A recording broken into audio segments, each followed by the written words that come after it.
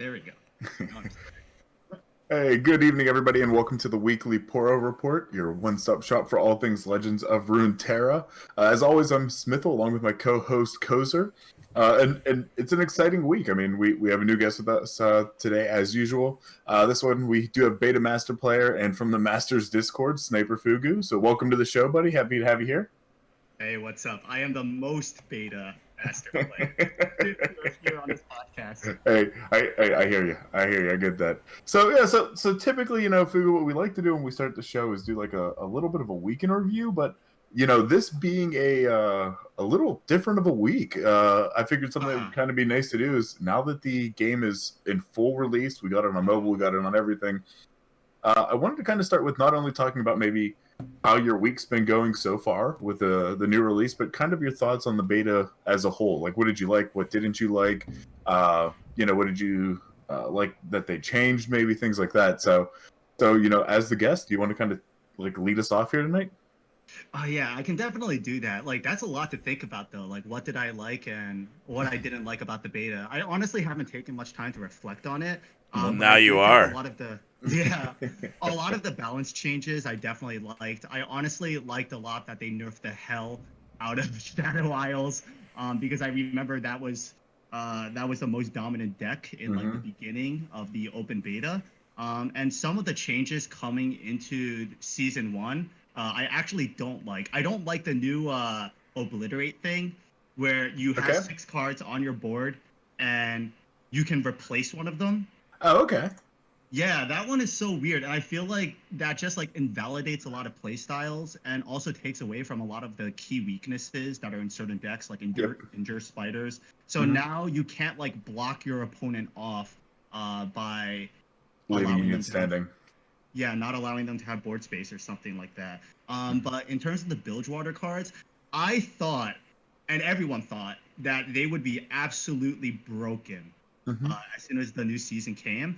But overall, they seem to be pretty balanced so far. And everyone was expecting Quinn to be bad, but look what's happening now on ladder. Yeah. Scout is a ridiculous mechanic. That's what it is. Yeah. Quinn was definitely one whenever I was crafting champs. I sat there and said, I'm only going to craft 1. I don't need like any more than that. It's not going to be anything. And I quickly went back and said, no, I need fucking 3 Quins quick. So it's good. So how's the week? Where are you currently at on the leaderboard? Yeah, so like in the beta, I was 7th peak, and now restarting, I am at Diamond 2. I am trying to get to Masters as fast as possible because the more time I am not in Masters, the more beta I feel. In the other definition of beta, like I just feel like I'm not allowed to have an opinion until I make it to Masters. Obviously, I just said a bunch of opinions. Pictures for 2 seconds. Yeah, let's keep talking. Yeah, you're fine. We're just the video. Yeah, no problem. So what I've been using to climb mostly has been the burn aggro deck, which I was the only one using that in beta, other than like a few people. But now everyone's using it. So now I've been playing all kinds of crazy dittos where bullshit happens, either bullshit that lets me win or bullshit that lets me lose. And I'm sure that's something that you guys have been experiencing in your games as well.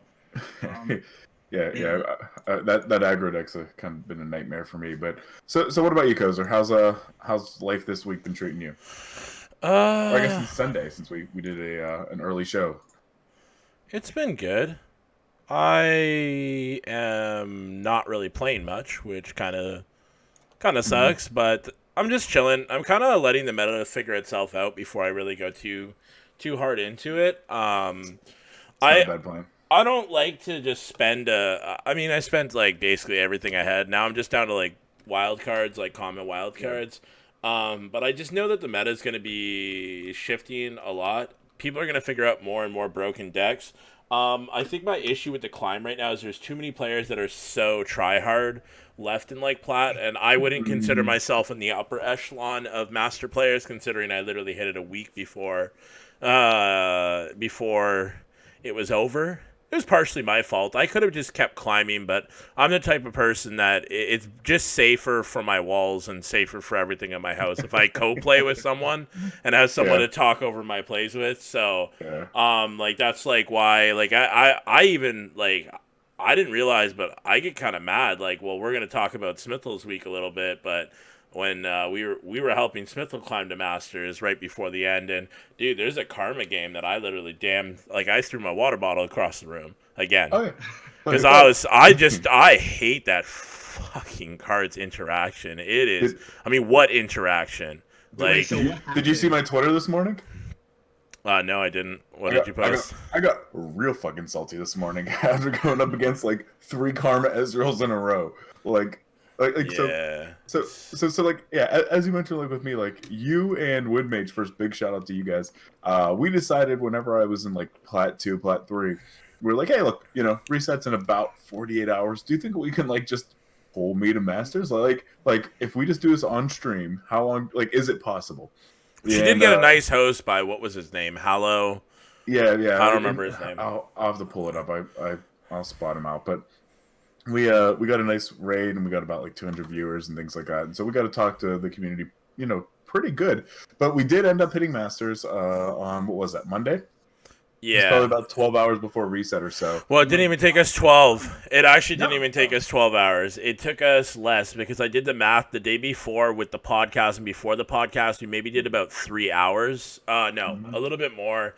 Maybe about 4 hours, and then the next day we only started at 6. Or no, Yeah. it was like 4:30, 5 o'clock, and then we only went till 10, so that was only another Yeah. 5 hours. So we went close to 12 hours. Yeah, it was probably closer to 10.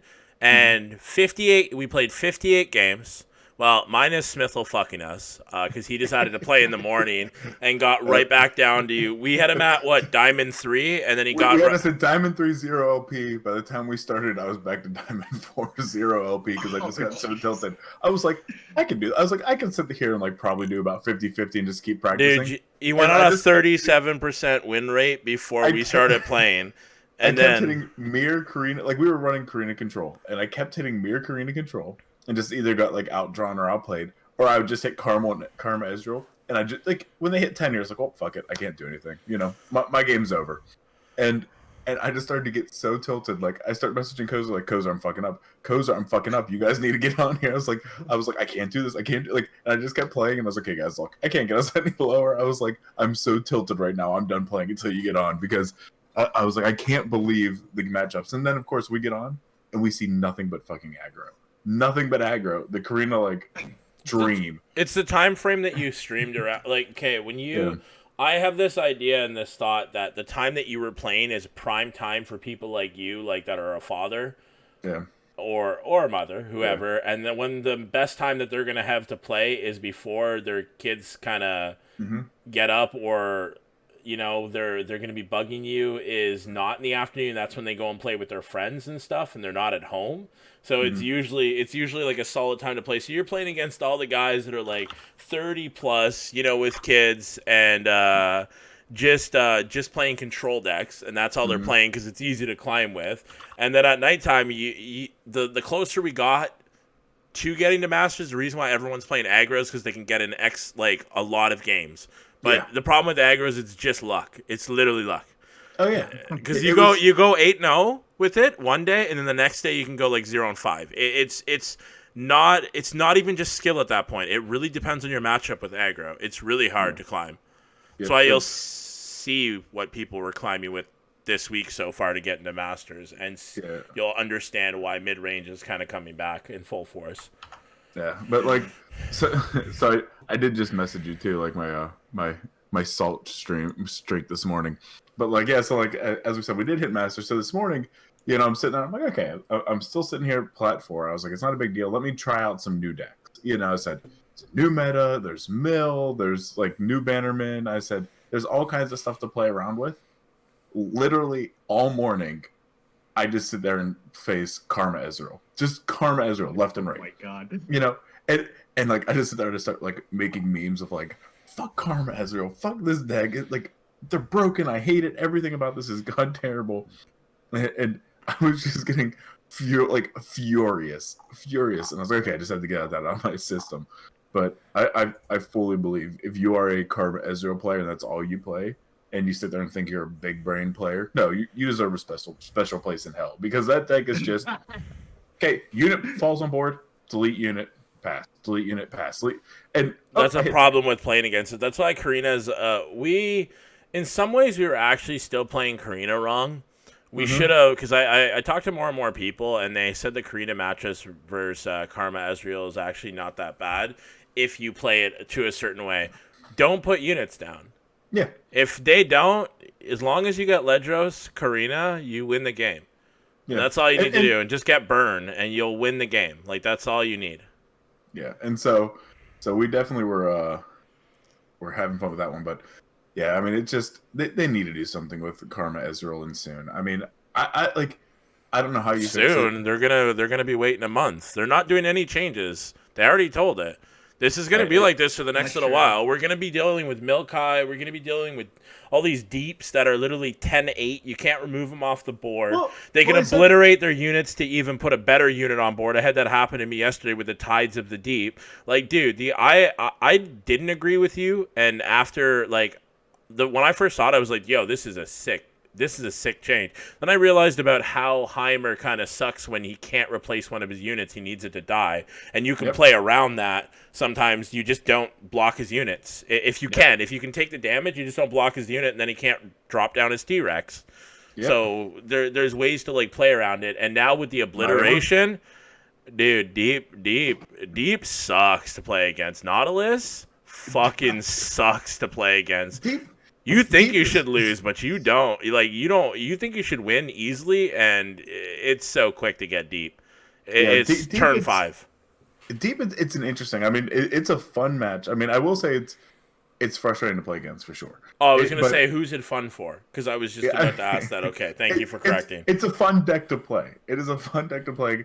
And you know, Fugu and I were just talking about this too, like right before the show started, is my issue with Deep is I know how to play it. Like, it's basically get cards out of my deck, play big-ass monsters, hit face. You know what I mean? Like, you know, but... So interactive. That sounds so cool. The one thing I do think that I just need to get better at with Deep is understanding, based on matchup, what do I mulligan for? Is it just, who gives a shit, just go for your toss cards? Or is it, you know, or what? But you want to hit Deep by, like, turn 5. If you can hit Deep early, then you can overload the board, and that's what the thing is. But there's still plenty of cards that can do it, like and what is it, the horny toad or whatever, like horny toad. We don't call him thorny toad. No, it's horny. Horny toad. You know, but like him being a 3-drop, there's ways to get there, you know, relatively easily. But it's just what toss cards do I keep? You know, do I do the one, and I can't remember the name of it, but it's the 4 mana toss 2 draw 2.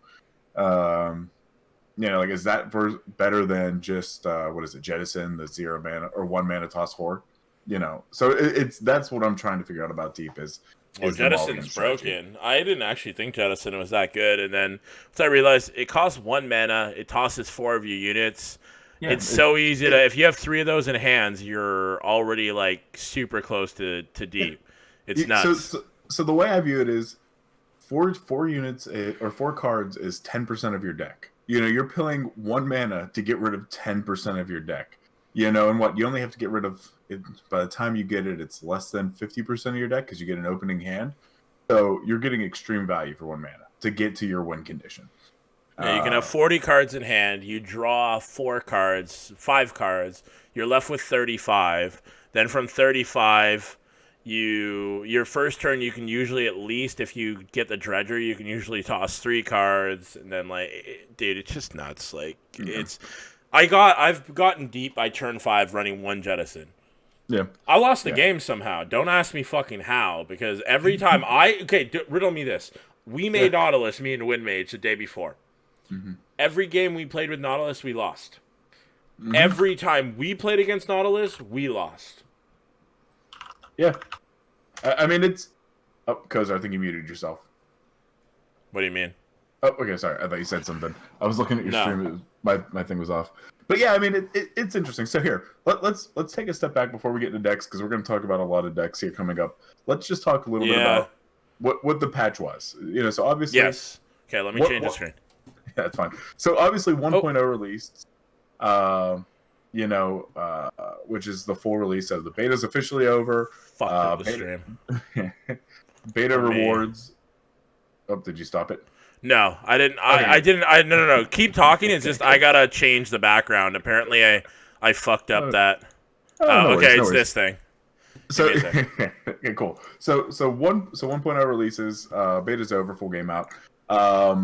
So it's the official The Rising Tides expansion. 120 new cards, 11 new champs, 6 keywords, 1 new board, 2 guardians, 1 region, 6 updated region roads, 10 card backs, and 10 emotes. So a lot of content was released, which is It's kind of awesome. expected. It's lit. You know, It's lit, except for this part right here that my mouse is going over really crazily. I don't like this. This is What does weird it to me. say? It said something about this deep. Have 3+3 once your deck has had 15 or fewer cards left. Sounds broken. Oh. So I think it's pretty balanced. And like the weird thing about What? You no, do? the thing about Jettison is like everyone in the Discord, like I think I brought up the topic and everyone in the Discord was just shitting on it, saying, "Oh, Jettison is a bad card. You're basically doing nothing for 1 mana." I was like, "Is that really the way to think about it?" You 'Cause need a to lot get of to people are deep. saying- You have to get to Yeah. deep. You the second you get to deep, that's like so. The second you get to deep, and then you can throw down Nautilus, everything gets super cheap. Or if you can just get cards on Yeah, before, exactly. it's like once you hit like turn 10, if you can beat if your opponent beats you, like I don't even know. Like what is he playing? Is he playing like a mid-range like Yeti deck? Like how did he beat you? Like there's no units big enough on the board that can really deal with that unless you drop down Tusk Rider. I think it's called Tusk Rider. The one that doubles if you plunder, it doubles your health and power of all your units in your deck. It's the Freljord one that just came out. I don't know. I don't even think I've seen that card yet, but there's definitely like an ideal turn where you want to get deep. I'm guessing for a lot of people it's turn 7. Leela's is asking you to make a helicopter sound. A me? Yeah. All right. All right, there we go. That's I good don't enough even for know me. if that came that out works. well on the mic. So that's out. We'll talk a lot more about Deep, but mobile launch of the new Guardians are you get the Moonstruck Poro skin obviously if you log in by the 7th. We're not going to talk about all this shit, dude. This is super important. The minimum specifications for iOS, Smithel. Come on. This is really important shit you're glossing over here. You do see in my patrons I said, fuck it, there's specs, you know? Yeah, I know. I'm just playing. I know. But yeah, so there's login rewards if you're a new player, obviously. The region road updates I kind of like because, you know, my fear at first was going to be, okay, if I get 5 new levels of Freljord, I don't need tons of Freljord cards, but it's just the new ones, which is nice. So, you know, if you're a free-to-play player or somebody on a budget and you want to kind of dig into the newer cards for a region, you're guaranteeing yourself to get that if you've already maxed out. Obviously, anything below level 20, you're going to still get some old cards and things like that. Personalization stuff, and I know we're going through this fast, but I know we want to talk There's decks. a lot of stuff, and we really want to focus on decks and talk with the Yeah. master players in the chat about decks, or the non-master players. I know there's a couple of the masters guys in here right now that I can see. Yeah. So personalization, Bilgewater board, the Powder Monkey Bailey, which is like a baby she who wonders. 10 emotes. The emote game is real and it's glorious. I love them. Dude, okay, you're going a little too fast. it's actually Little amazing. too fast. Now you are going a little too fast, okay? I can't even scroll that quick. You're already like on to the next thing. Relax. Well, how much do you want me to talk about Powder Monkey? I mean, we could. I just want. Well, we don't have to talk about his personality's innocent and his hobbies staring contest, but like, I mean, like maybe at least let me get to them and show them. I mean, Fair enough. So okay, so Powder Monkey Bailey, new Guardians. There's 10 emotes. Well, shows 4 of them, and they're not even the good ones. No, so which are your good ones? Because I like the Quinn one. You know, because the Vlad one, I think it is. The Vlad I have. No, Swain. Was it Swain the one that points or whatever? Yasuo is super toxic, and I want Tryndamere because I'm always tilted. I need Tryndamere. Vlad and Yasuo for the emotes.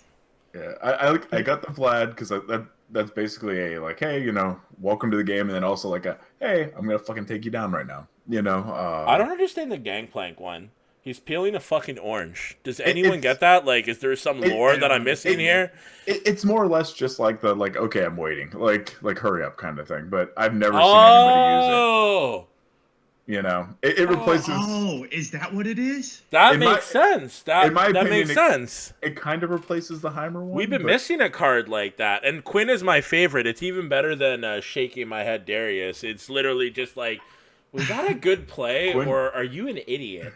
Yeah, the Quinn one is so versatile. Like, I'm thinking, like, you're fucking thinking, like, what the hell are you thinking? No, you know when you do that? When there's 0 mana on the board, and it is their first turn, they just played, you just thermoed his fucking unit, and he's roping you. Like, straight up roping you into the time. You're just like, huh?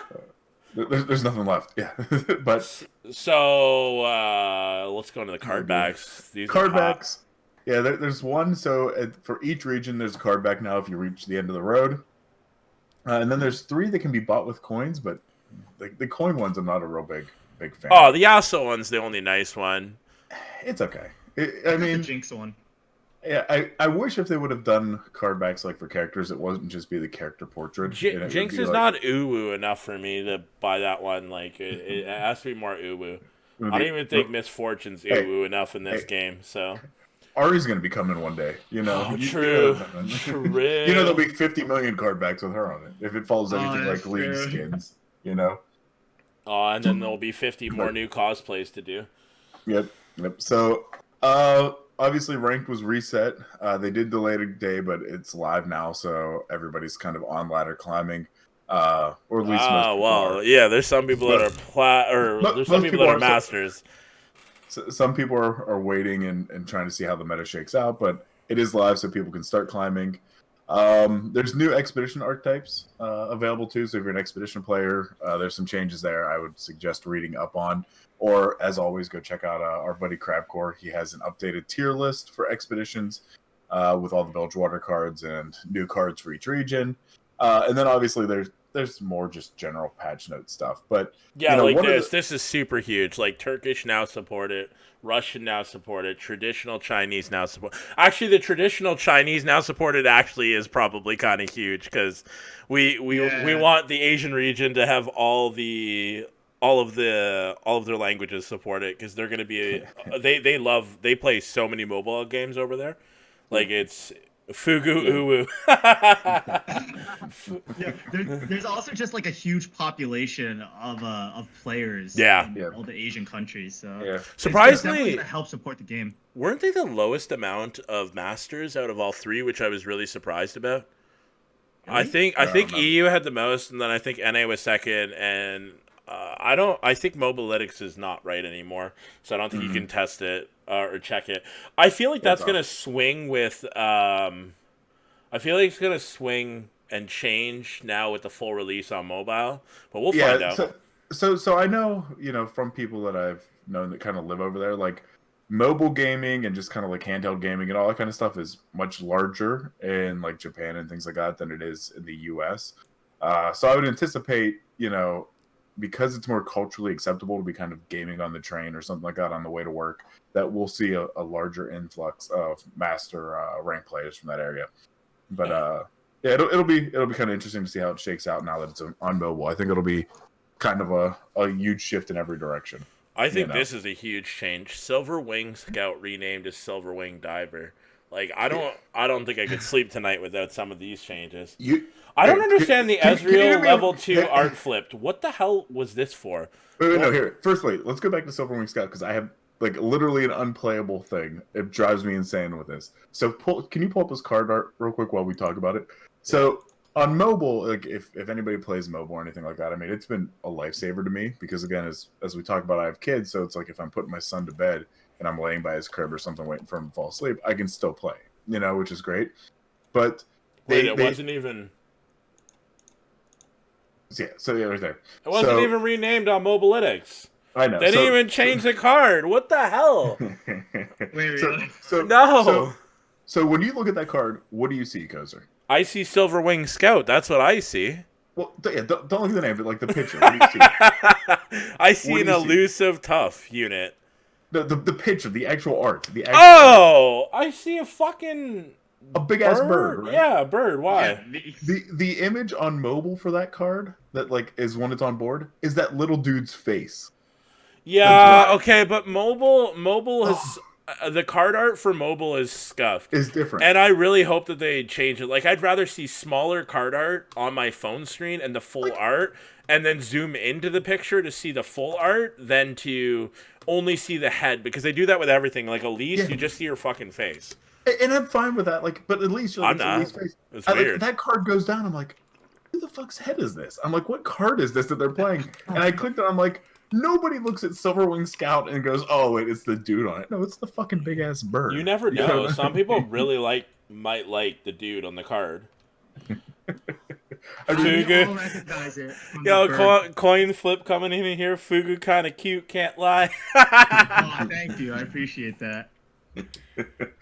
But yeah, that was the only card that bugs the hell out of me on mobile when people play it. I'm like, God damn it! I'm like, can somebody please just put the bird as the art? But yeah, so that is like let me just look over. I mean, there are things like the and we're gonna talk about it. Like you can now obliterate your own units if you have a full board, things like that. I think it's one thing to actually talk about that's kind of cool. We knew it was going to probably come when they introduced mobile, because every mobile game has something kind of like this. Is first week login rewards, and then like some games will even do it like whole month login rewards. You basically get everything. Every day you get a new something new for logging in. I mean, the Expedition token's kind of horrible, but whatever. Some people like Smith will enjoy it, but yeah, I Sniper, I haven't played Expedition since I used to get a champ from it. I like Expeditions because it's an easy way to get like a bunch of new cards if you don't have them yet, and for the new players, that's definitely gonna you just get a ton of cards right off the bat, and it guarantees them a champion, I think, right? Yeah. Well, no. It doesn't, because I own 2 ashes. So am I even gonna get shards for this, or just nothing? It's just gonna laugh at me the game. You'll get something. They said for day 7, and I can't remember the exact wording. It may be below, but it does say something like, if you have these cards, you'll get some sort of equipment. Yeah, but I thought it said only for day 4 reward. Thought it said that. Off the top of my head, I don't know. I'll have to go I don't feel like opening the game and looking. It's too much effort. Yeah, it's not a big deal. But I'd imagine you'd get something. I can't imagine they wouldn't at least give you some shards for it. They better give me some shards, bro. I need them. Yeah, but yeah, talking about Expedition and things like that, yeah, it definitely has more of a value if you're not an Expedition player.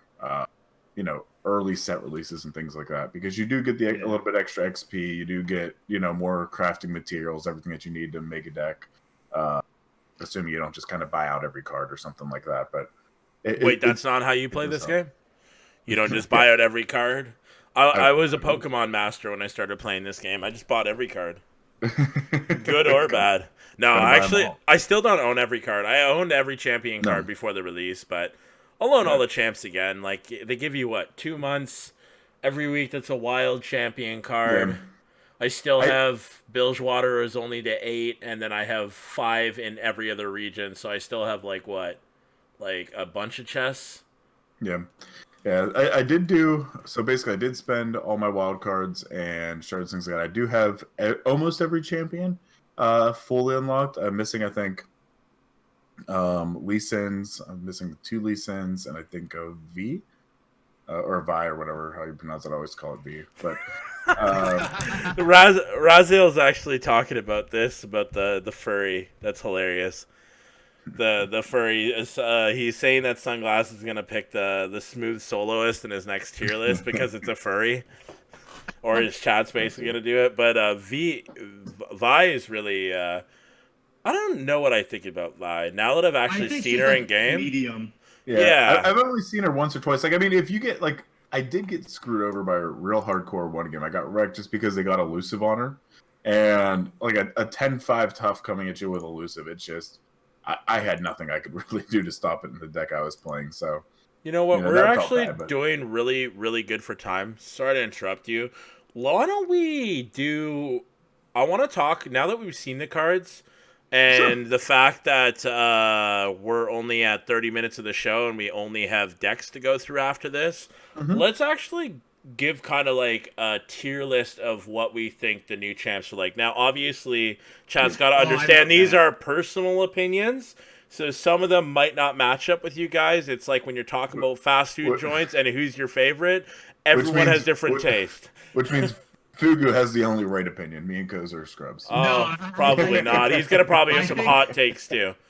I think regardless, the chat or whoever watches this is gonna shit on our opinions. But I'm willing to die on my hills as I usually Sure. am. Yeah, I kind of like that idea, Koz. Let's So run let's through start with the Fizz. tips. Let's run through Fizz.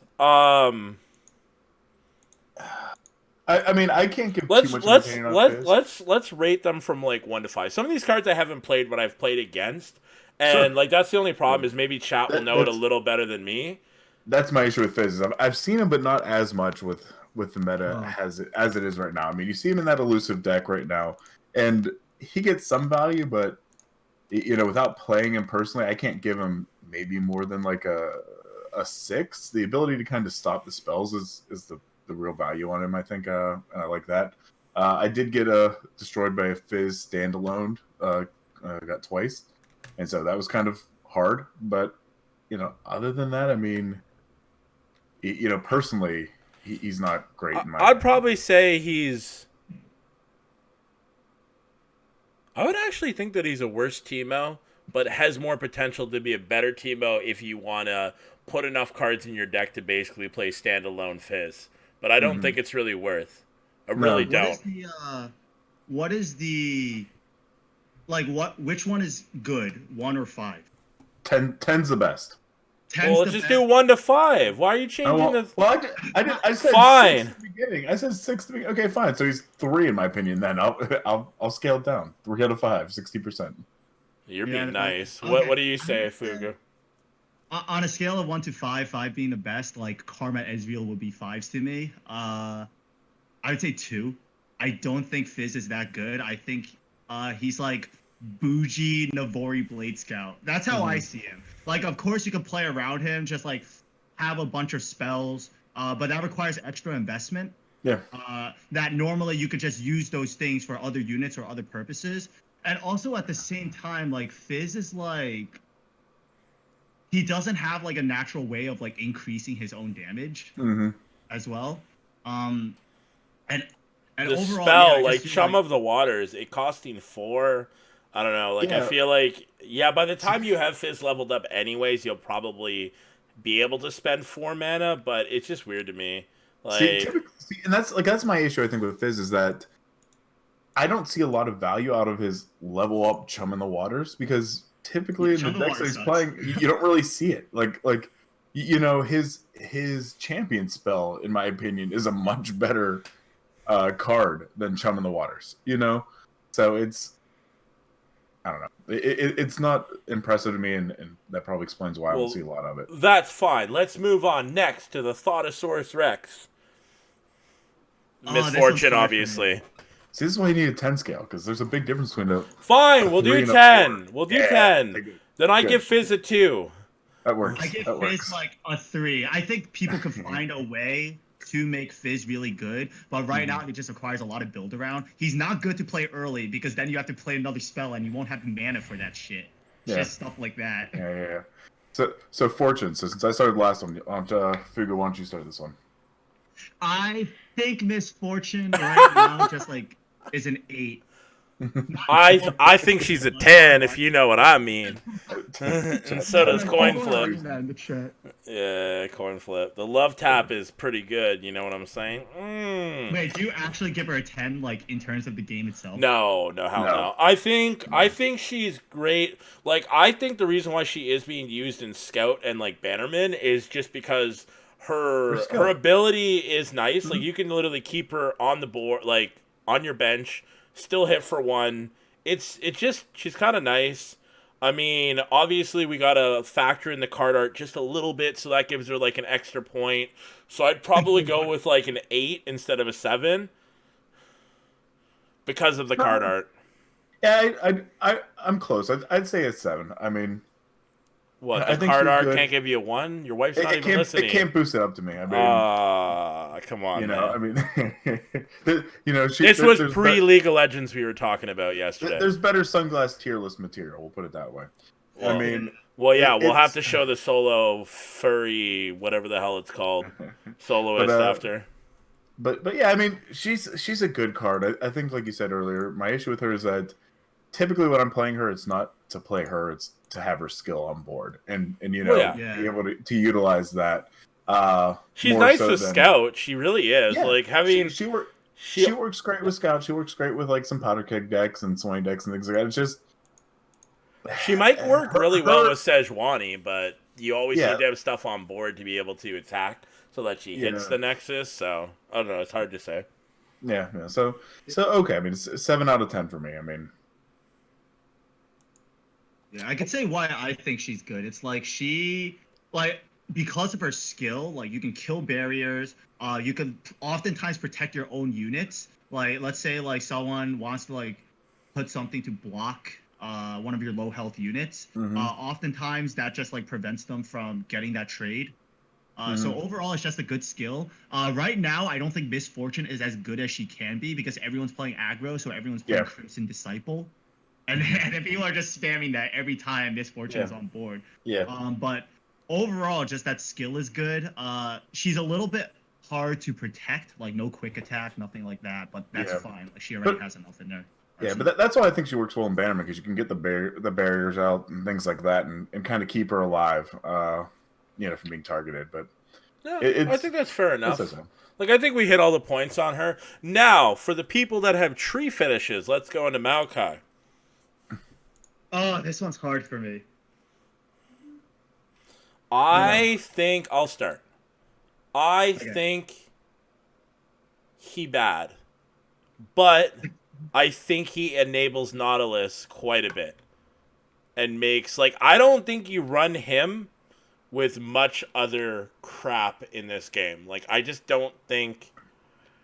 I've seen 1 or 2 decks with him, but.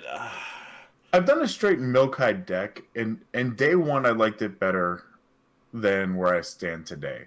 I mean, I feel like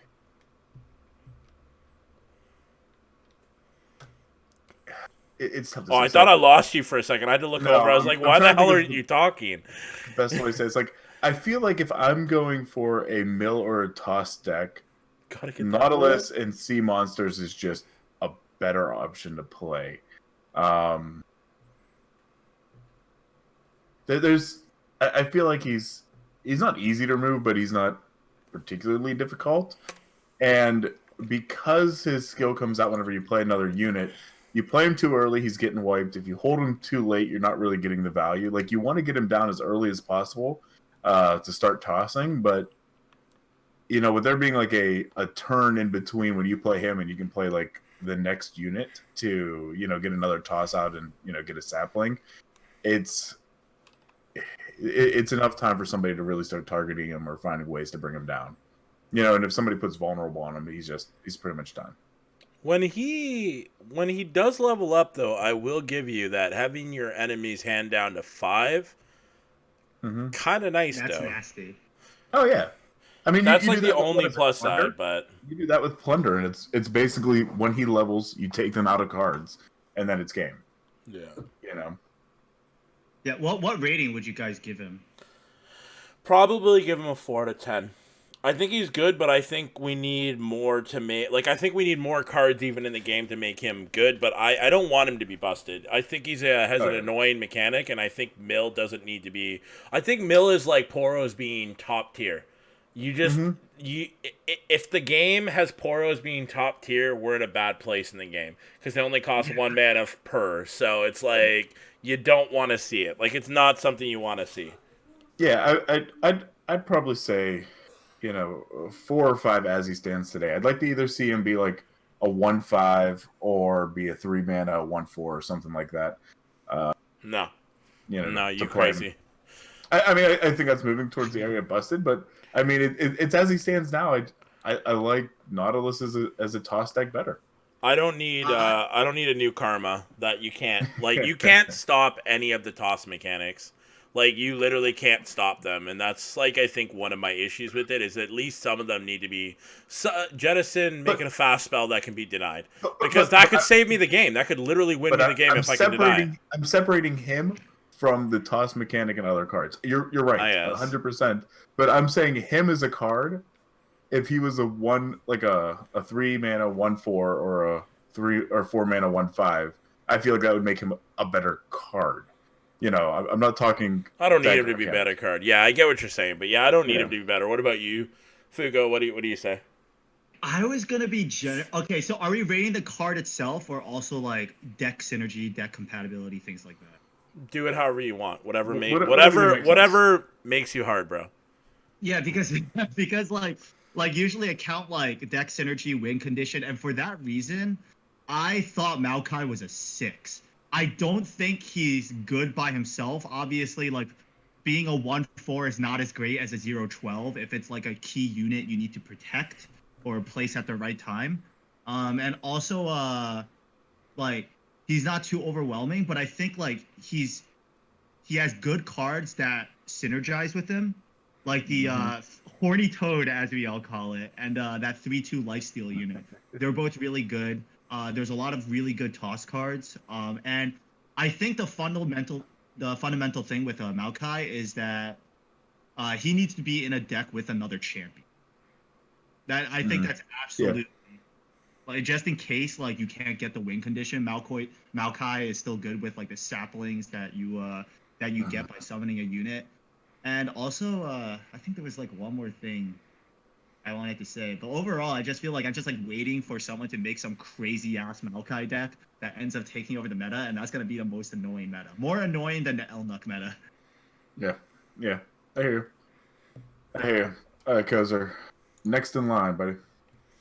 Sorry, I'm just responding to coin flip. I know you're fighting about deep. I see it. Dude, deep is such a stupid mechanic. I won't let anyone tell me otherwise. We'll get there. I feel like the worst part is Nautilus is gonna be last on the list because he got 7 fucking mana. No, yeah, he's literally the last one. About Nautilus last. Nautilus is the most important conversation piece. Yeah. We have to talk about Nautilus last. Yeah, because we're gonna have the idiots from Masters EU give me hot takes just because they didn't lose the Nautilus.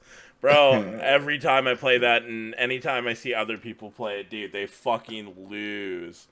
Never lost against a deep deck. I don't know what fucking... I've seen your mid-range shit. I played your mid-range shit. I was almost going to beat them. They had 2 mana, two Nexus health left. Then the dude drops literally 7 like not 7. It was 6. He obliterated 1 and then just covered his whole board. I surrendered. There was no way I was winning.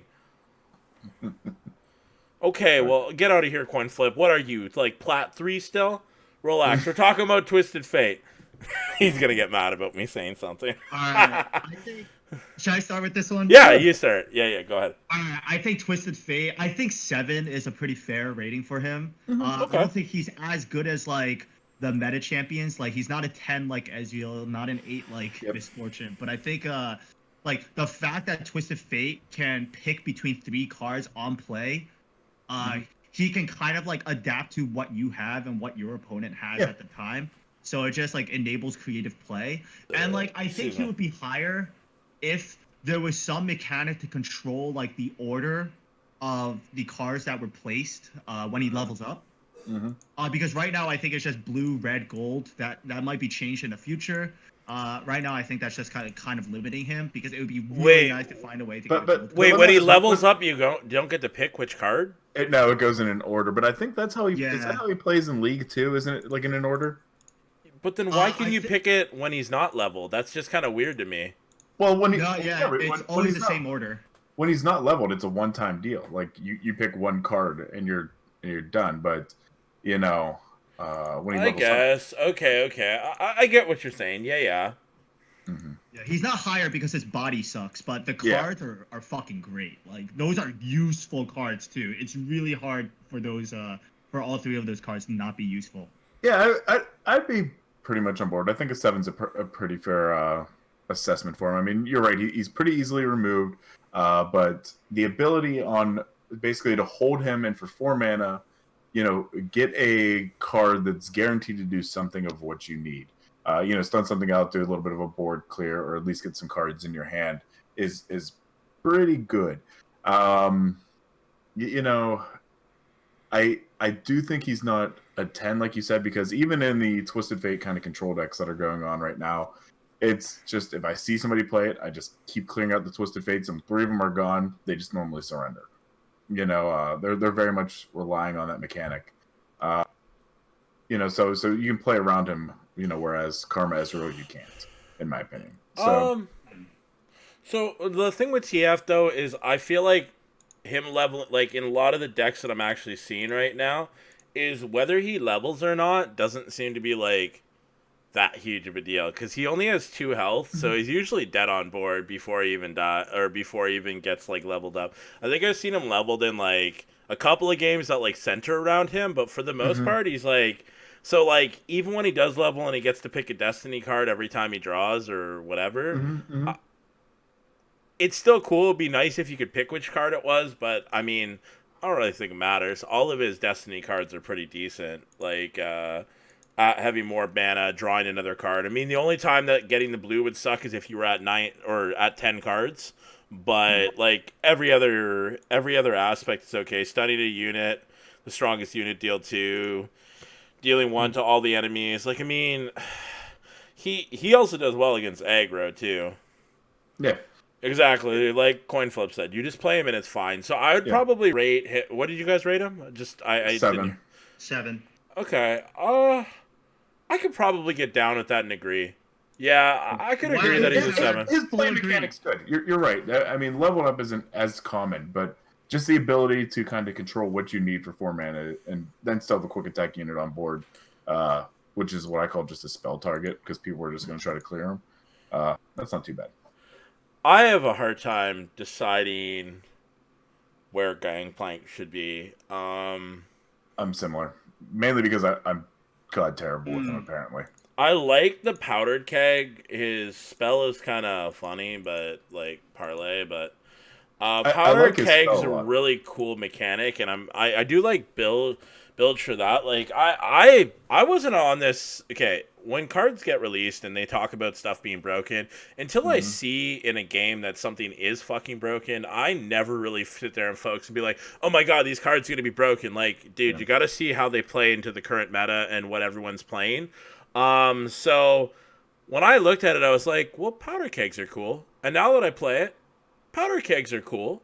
Like, they have a decent mechanic. I think my only complaint with Bilge is just how random some of the spells are and how that like plays into like the mechanic. It's like it makes sense because, pirates, I guess, gambling, something like that. Like, it kind of plays into the mechanics of how you'd think of that. But at the same time, it's like, dude, sometimes I just want to use the spell to target something, but I guess they can't just make 14 mystic shots in the game into every different region. It doesn't really do anything. And Gangplank, like, I think he's good because like he's a decent unit, 5/5/5, overwhelm. It's just I haven't played against him a lot, and I haven't played him at all yet. I think he's cool, and I think when he's leveled, that's decent, but I don't know if I don't think I'd say he's broken. I'd probably say he's about a 5. Yeah, I mean, here, Fugu, why don't you go ahead first? Because I think what did I give Fizz? Like a 3, right? Or a 4? You gave him you gave him a 3. So on God, you gonna give him a 1? I think he is 1 point above Fizz, so I would give him a 4. I just feel like if someone with the Gangplank deck wins the game, it is not because of Gangplank. Yeah, it's probably something else in the deck. Yeah, very much so. But that's like Teemo, though. Come on now.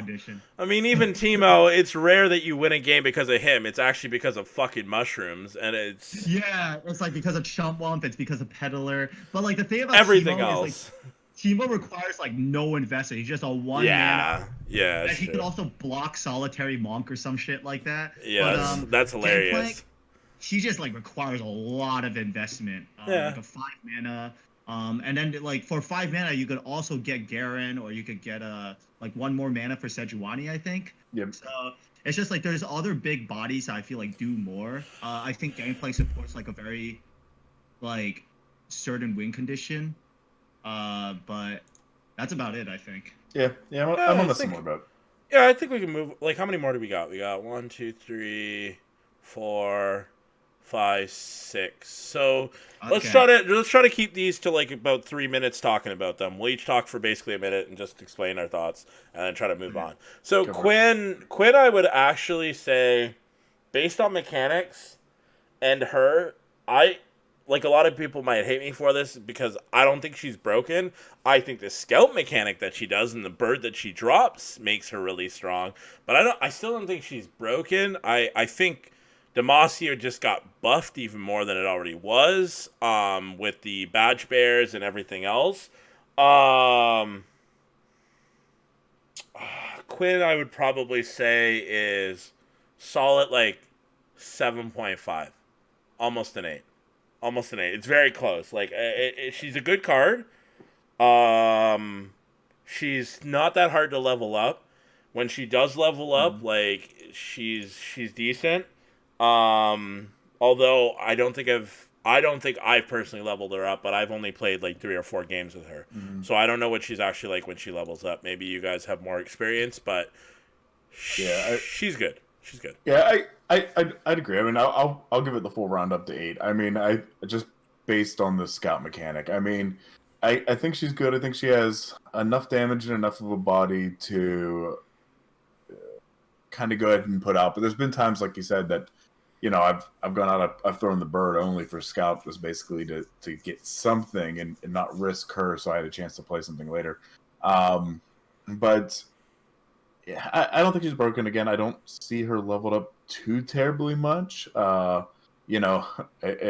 if there's broken scout cards, there's somebody else we need to talk about later. But I think she's fine. I think she's a good card. I like her deck. I like the mechanic. And it's funny to say that because again, everybody was shitting on her before this came out, and then somebody goes, "Oh wait, put her in Bannerman and." Basically, just don't stop attacking. Put a couple rallies in. Oh, I think people knew about her. I just don't think that they thought the scout mechanic was going to be that good. And then once they actually saw it, like I feel like there was some people that knew about it and just kept quiet because they were just like, "I'm going to hit rank 1." So I think. All right, so I feel like this is the part where Discord Masters or whoever is gonna hate me. I'm gonna give her a 9. I was not. Yeah, coin flipped is gonna fucking flip on you right and now. not only that, I think Quinn is in fact the best new champion. I am going to. That's a hot take. Yeah, and here's the explanation for my hot take. 1, summoning 2 units in one like play is fucking already amazing. Like there are very few units that do that. And for some reason, Demacia is just full of them, including like another scout unit that does that. It like summons like a 1 mana unit with scout. Oh wait, what were you gonna say? No, I was good. I know what you're talking about. Good. Yeah, and like the thing is, Quinn, her body itself isn't good. But what do you mean? Her body looks pretty lit. I'm looking at the card art right now. But like 4 health is enough to like evade a lot of like direct burn, and Valor having 1 challenger unit instantly that you could use, and especially one that's scout, just like helps you out so much because challenger basically means you can control the trades and the combat on that turn, and that turn you play Quinn could be like 4 turns, honestly. Just the way Quinn works. And then like she has serious synergy with like Citrus Courier, Relentless Pursuit. I don't think it's Quinn herself, like her body, that makes her good. I think it's the fact that she works so well. I think she works. Maybe she so works well with out. some of the other cards. Mm-hmm. Yeah, I don't know if I'd call her the best new champ, but she's definitely up there. I mean, I think there's some that give her a run for the money if you look at just mechanics alone. But yeah, we'll get there. So let's move on to Swain. Sorry to cut you short. We got it. Okay, Swain. Swain is actually really hard for me.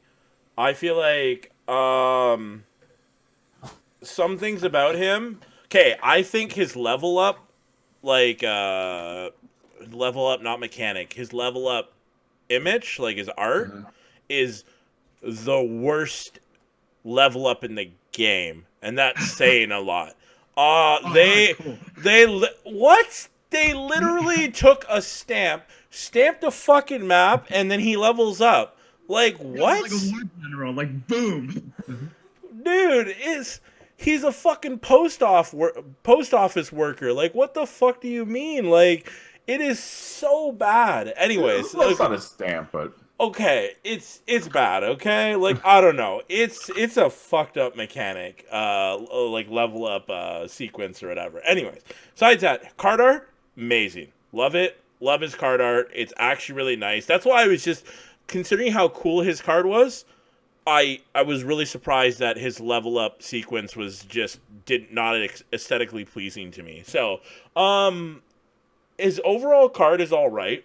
If you could actually attack into deal 3, I mean, hitting him for 6 damage kind of sucks. Like, that hurts, man. That's a lot of damage. Mhm. I've watched Windmage play against it, and, what do I give the card? What do I give the card? Move on. I'm going to think. I actually need to think about this one. so okay, so I'll do this. So Swain, I'm gonna give 2 ratings to. Well, screw it, I'm gonna only give him 1 because in my mind there's no such thing as like pre-leveled up Swain. Nobody plays him. You basically just play him as an instant flip, in my opinion. But so Swain, I like his condition a lot. I think it's a little too easy maybe to level him up, especially with all the Bilgewater cards. I mean, it's not difficult to get the damage necessary. I think that ultimately, once he's on board leveled, his stun on Nexus damage is just too great with too many other cards that have basically come out for Noxus. So I think I'd give him a pretty solid 7.5. If we're adding other cards, I'll give you my rating. Yeah, probably about a 7 because of that other card there, that the Arok or whatever the hell his name is. It's not Arok. What the fuck's the card? Anyways, Fuga. I think a 5. I'm sorry to keep like having such different ratings, but Fine, I feel like do your thing. It's an opinion for a reason, bro. that's fair. Like I would give him a 5 just because like first unleveled Swain just sucks. Oh yeah, unleveled you don't play him. Yeah, but when he's leveled up, I think he's good. But otherwise, I think he just plays like a little bit too slow. Like you play him late into the game. This guy. Yeah, and like you have a lot of cards that could like win you the game, anyway. So I feel like Swain is not like a critical win condition. It's almost like it's like you're investing a lot into a victory. That's how I see it. Okay. Yeah. It's That's like fine. he's an expensive. It's like hard to explain, but he's like an expensive card, in the kind of deck he's supposed to be in, which is a bird deck. So Fair enough. let's move on to Vi. My issue with Vi is that you can't really run Ionia with her. Like you could, I just don't think there's a point. So the second she's recalled, she basically resets. Mhm. And I feel like if we're talking about cards like he just mentioned about Swain, is that if she can't really level up, she kind of just becomes a card that sits in your deck for 5 mana. And she's actually pretty weak if you don't get her to 10-5. So, I would probably... I'd actually give her a 4.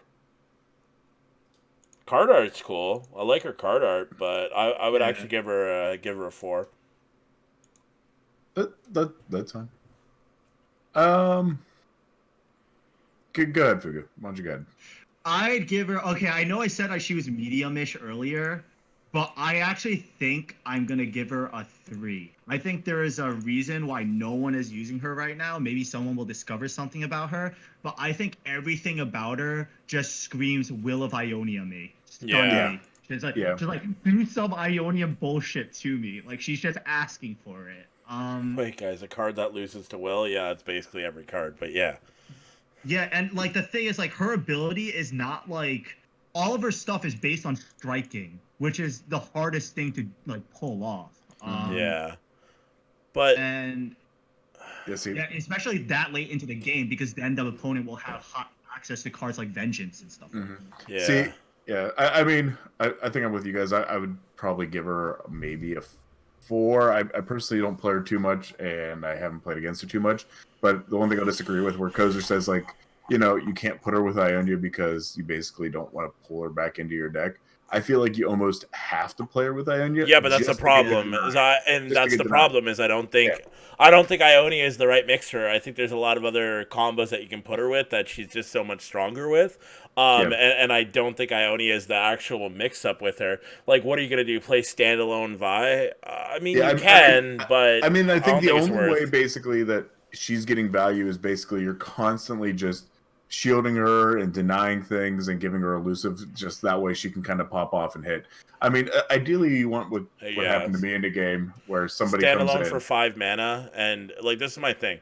Standalone for 5 mana changes the elusive burn mechanic, and it kind of makes the game go a little too late, like before you get on board. So that's the problem, is you never really want to be standalone a Vi on turn 5. You have to wait till turn 5 and bank your mana. Dude, you could be dead to spider aggro at that point, like literally on turn 5 or pretty close to it. And you're not playing cards, so she's still at a 2/5. And Will can still get rid of her. So, I don't know, dude. So I even have a hard time giving her 4. I have a feeling someone's going to find a way to make her work. But I don't think it's going to be well. I mean, yeah. She's not going to be tier 1.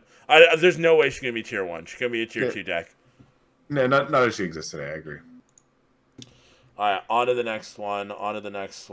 Oh, Lee Sin? Yes, the blind man. Beast Sin. I think this is the hardest one for me to rate. Actually. Oh, probably because you're going to give the dumbest hot take, but let's hear it.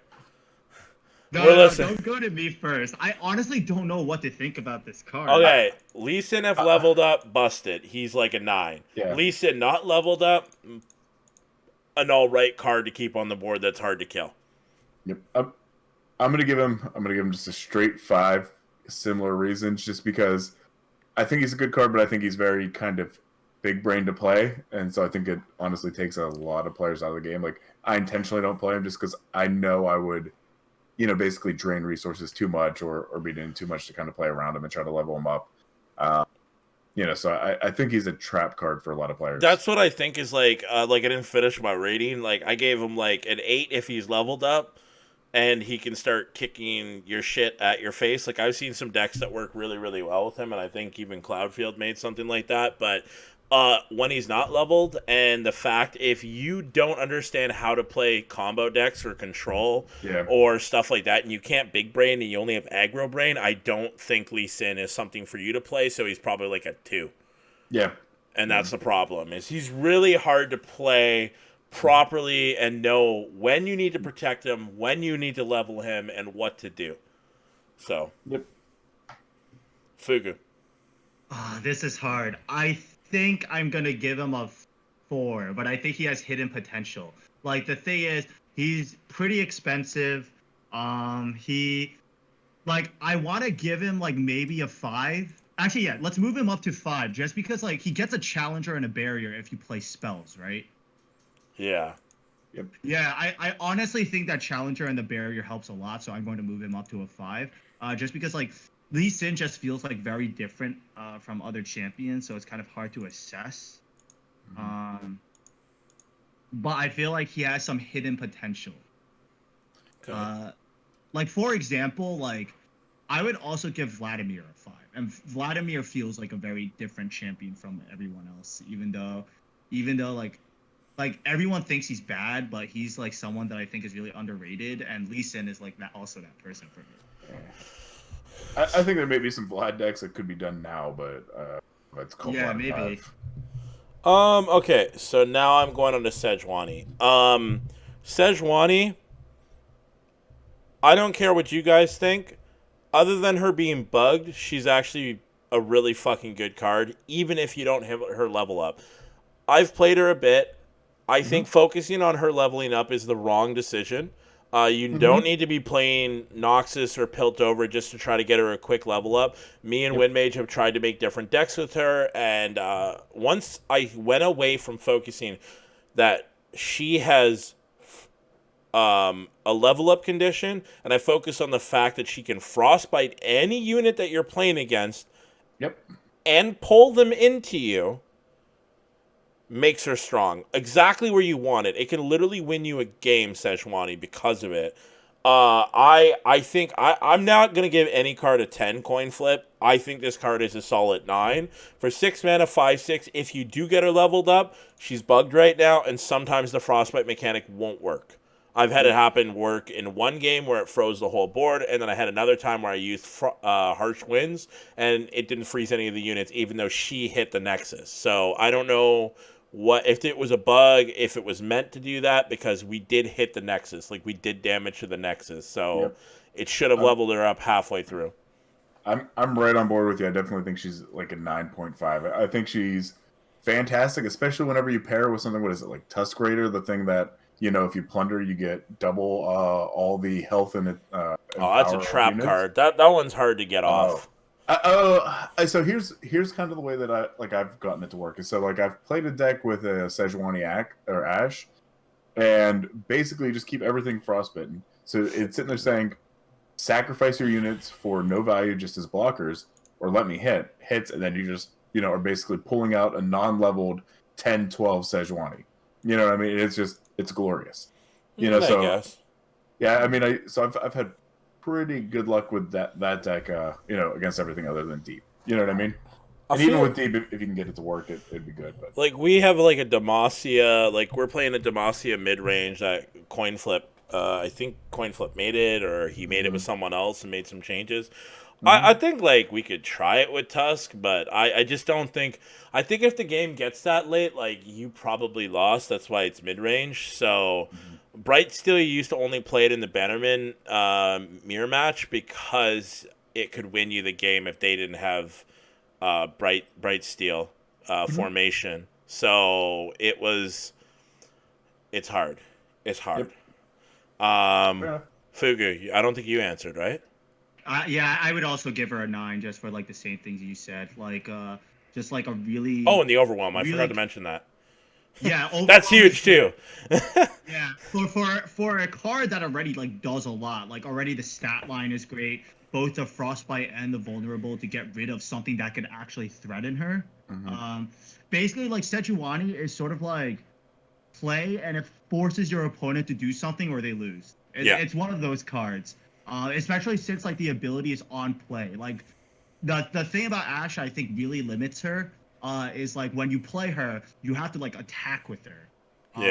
For her to do anything. And she also has 3 health, whereas Sejuani you do it on play and she has 6 health.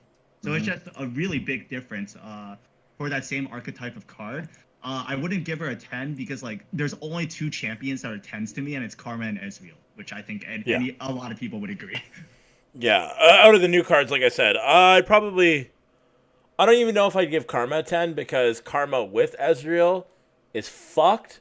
I think Karma's skills are a little fucked, but she doesn't work in every single deck that you put her in. So, like, she can't enable every deck that you put her in, and that's the thing.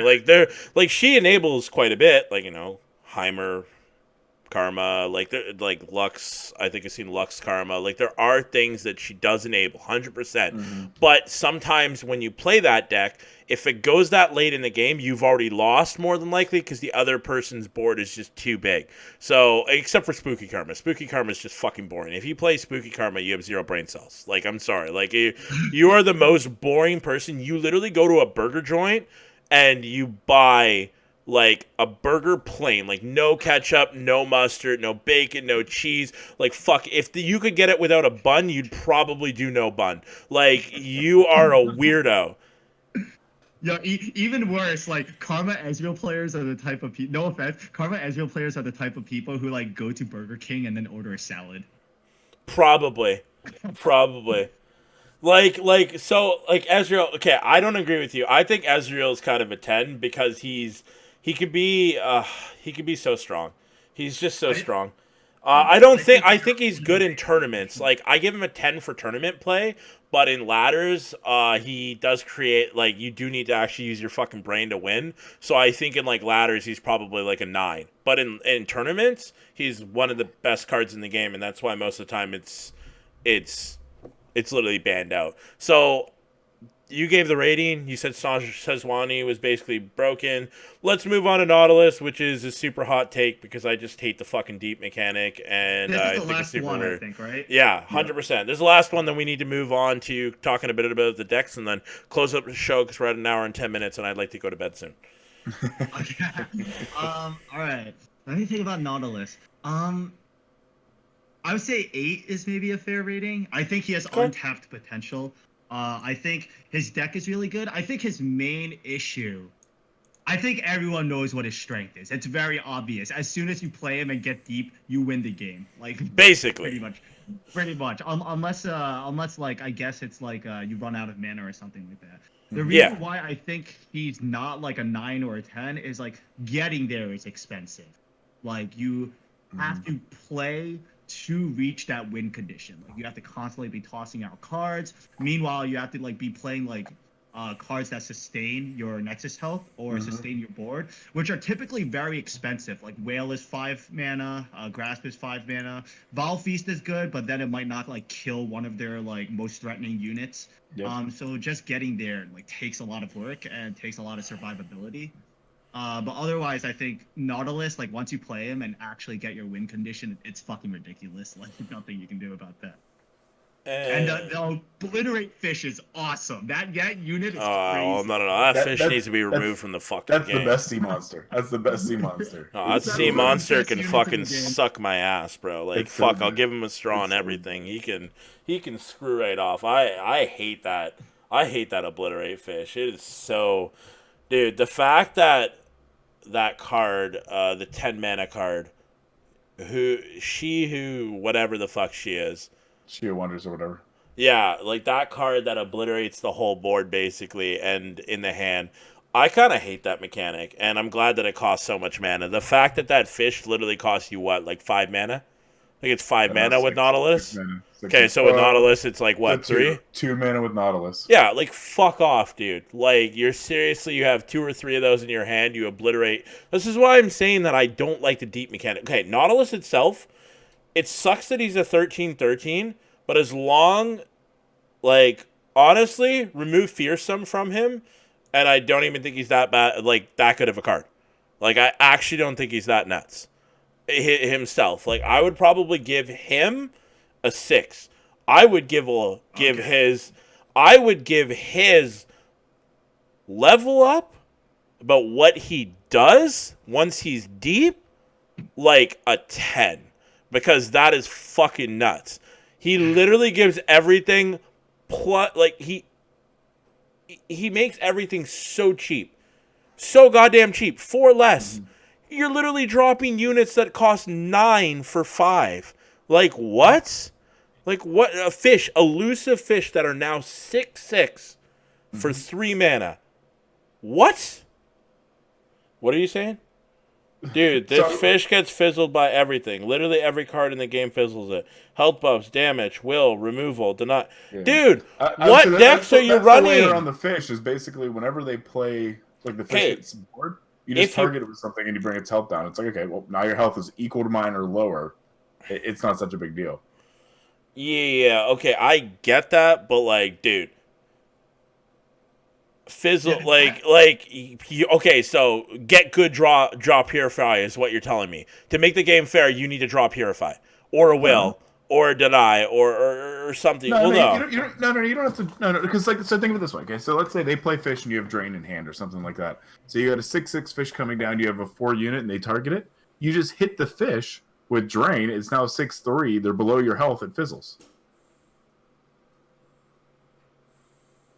The thing is, like when I'm like rating champions, I like try to think of like how the best player would play that champion, right? And like I feel like obliterate fish, like people are just like throwing it down. I think it's important to like do some hand reading first, Yeah. and then play the fish in the proper order. Because on the turn where you are deep and you just have a bunch of sea monsters in your hand, the order in which you play the sea monsters is going to be very important, and that's also a very important concept for burn aggro as well. Like you wanna hide the information that's in your hand. You don't want to play it like too soon. Yeah. You definitely kind of got to bait out any kind of spells or anything that could bring your health below. So you got to look at like, okay, who am I targeting for? What's the chance of them having a 3 spell, or what's the chance of them having even like what is it, a mystic shot? You know, you're now a 6/4, you're tied. You know, it's there's ways around it. I mean, you know, it's very easy to misplay, and I say that because I've misplayed that damn fish quite a bit. You know what I mean? Thinking I had it, and it just fizzles. That's the reason why, like, Nautilus himself, I'd probably give a 6/2 if you take away his deck and everything else that it does. I mean, I think the real value for Nautilus is basically just you want to keep him on board just to keep the sea monsters low cost. You know, if you can't do that, you know, sea monsters are a little too expensive. I think there's a lot better cards, you know, in that deck apart from Nautilus. Like, I forget what that ship is, but whatever that ship is that makes all sea monsters. Ship is nasty. Yeah, like if that's in hand, like that's my problem with Deep too, and we were talking about this before the show. Is my mulligan strategy with Deep is definitely the weakest part of it. I mean, the deck itself isn't hard to play, but knowing what to start with when you're going against thing, I think is my weakness. But anytime I see that ship, I can't risk that thing getting tossed and not having it. I need that in hand because you play monsters, you go deep, you play that ship. Everything comes down to, you know, 2 power, and you just attack in. There's almost no way to block you. Are you guys okay? What the fuck are you guys talking about? That you the can 8 just... cost. But no, the Abyssal Eye. That's the card I was talking about, the Elusive Deep. Yeah. And you guys were like, just fizzle it. Just fizzle it. I'm like, wait, what the Elusive Deep? Or fuck do you mean that you can just fizzle it? That card is good too, but it's the 6 mana we were talking about. Yeah, we're talking about... the Devour. Okay, so you were just talking about fizzling this. Like, recall it. Yeah, because he doesn't obliterate. The Elusive one doesn't obliterate. No, I understand. I was just confused with what the fuck Coinflip was talking about, what you guys were talking about. Yeah, I was like, this card is fucking annoying. Like, Abyssal Eye is literally goes down to 1 mana. Like, what? Yeah, so Nautilus on board. No, I'm not talking that. No. The one with obliterate, is the one we're talking about, because basically when you play it, you just target it. Okay, so if you target it... you don't even have to recall it. So let's say you play it before it's deep. It's a 4/4. You know, and he's targeting... Well, before it's deep, sure. But after it's deep, it's 7 health. Yeah, it's pretty hard to deal with. 7 health. 2 mana. Exactly. That's what my issue... My issue is not the cards before Nautilus levels. That's not my issue. I don't think this deck is strong until Nautilus levels. Is if Nautilus is on board, that's the problem. It's not necessarily the fish. The fish can be dealt with. It's you got to get Nautilus off board to keep him at cost. Just Mystic Shot it and skill fizzles. What do you talk? Like your health? Yeah. I get what you're saying. Is still a lot to kill something. 5, but I mean, you typically you're hitting it with like 2 or something like that. I mean, 5 health is still a lot to kill something, but you figure there's a lot of units that are 4. You know, typically by the time he comes out to play, it's late game. You know, because Nautilus is at least 7. So if you want to play him and Nautilus on the same turn, you're looking at least turn 9. Okay, but also at the same time, Coinflip is saying he has... I know what Coinflip is playing. So all you're playing is goddamn Purify in your deck. So if you draw Purify, great. Oh, yeah, Purify different. Yeah. But how do you do it if you don't have Purify? I just don't get it. Especially in your Frozen deck. Like, how do you... The Obliterate deck, it's very much who you target is very important with that damn fish. And like Fugu do was not saying, like playing against this deck. You got to hand read. And also sometimes you shouldn't obliterate the most threatening unit. You should obliterate like the one that has lower health. Yeah. So that you can get a higher chance of that obliterate going through, and it could still win you the game. And also like. Coinflip is saying, how do you live until that? The thing is, like, that deck also has 3 times Grasp, Whale, Vile Feast, and like See, Thorny Toad and a 3/2 lifesteal. 3/2. That's a crazy. and see, that's what I was saying about my issue with the deck is personally what I need to figure out is the mulligan strat. Because you're right, there's tons of ways to stay alive, but my issue is like, okay, like I sit there and see Drain, I'm like, okay, this is good. This is 5 mana, but like I got to get to 5 mana to be able to play it, or at least get to turn 3, so I have enough banked. I mean, it's one of those things that knowing what survivability tools to hold against what deck is important, and that's my weakness. I mean, because there's been too many times where I'm like, I need something to keep my health away live, and I'm watching it, like all my spells just get tossed, and I'm like, well, now I'm screwed because I have no health recovery, and that's what I need in this deck is something to survive until I can go deep and play. So at the end of it, like, I'm happy with the patch. I'm happy with the new cards that came in. I do like some of the cards that are in here. I do think that some of these cards are a little overtuned and annoying to play against. Like, yeah, I don't think Nautilus needs to be completely destroyed, that deck. But I think there's some certain things that are a little too strong and a little too hard to deal with.